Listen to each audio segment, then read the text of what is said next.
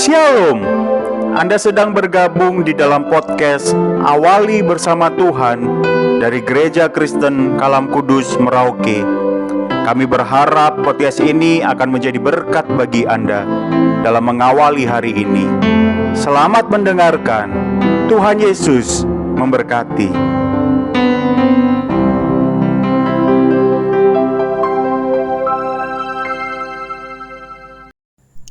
Shalom, selamat pagi Bapak Ibu Saudara yang terkasih dalam Tuhan Yesus.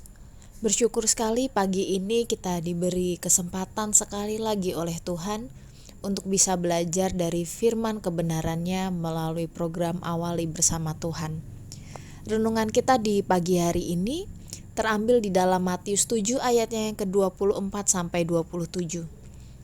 Setiap orang yang mendengar perkataanku ini dan melakukannya, ia sama dengan orang yang bijaksana yang mendirikan rumahnya di atas batu.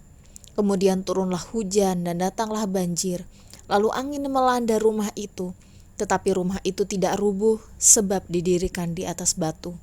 Tetapi setiap orang yang mendengar perkataanku ini dan tidak melakukannya, ia sama dengan orang yang bodoh yang mendirikan rumahnya di atas pasir. Kemudian turunlah hujan dan datanglah banjir, lalu angin melanda rumah itu, sehingga rubuhlah rumah itu, dan hebatlah kerusakannya.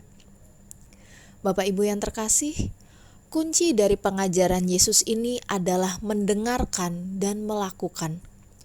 Mendengarkan dan melakukan adalah bentuk kepercayaan kita kepada Yesus. Karena saat kita melakukan apa yang kita dengarkan dari Yesus, kita sedang menunjukkan bahwa kita yakin dan percaya bahwa perkataan Yesus itu benar dan dapat diandalkan. Kita meyakini bahwa perkataan Yesus itu, sekalipun seringkali sulit untuk dilakukan, tidak akan memberikan kerugian apapun kepada kita. Sebaliknya, saat kita mendengarkan dan melakukan perkataan Yesus, kita akan semakin diperkuat dan ditumbuhkan, sehingga saat masalah datang dalam hidup kita, kita tidak akan mudah hancur. Kita tidak akan mudah patah hati, kecewa, marah, atau bahkan meninggalkan Tuhan.